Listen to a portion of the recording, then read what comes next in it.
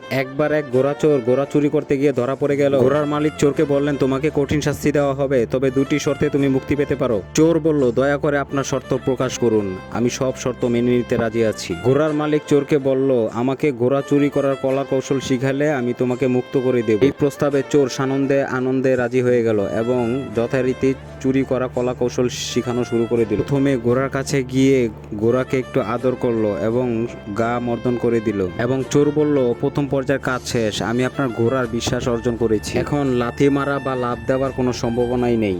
এখন দেখুন, গলার রশি খুলে ফেললাম এবং দক্ষ হাতে দ্রুততার সঙ্গে লাগাম পরিয়ে নিতে হবে। সেই কাজও দেখুন কেমন স্বচ্ছন্দে করে ফেললাম। এবার একটু সতর্কতার সহিত খুব ক্ষিপ্র গতিতে ঘোড়ায় চড়ে বসতে হবে। এবার দু পা দিয়ে ঘোড়ার পেটে আঘাত করুন এবং তাকে ব্যত্রাঘাত করুন।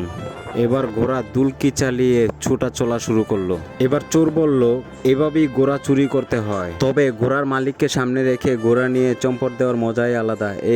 এই স্মরণীয় চুরি করার সুযোগ করে দেওয়ার জন্য আপনাকে অসংখ্য ধন্যবাদ। অতঃপর চোর ঘোড়া নিয়ে চলে গেল ক্ষিপ্র গতিতে।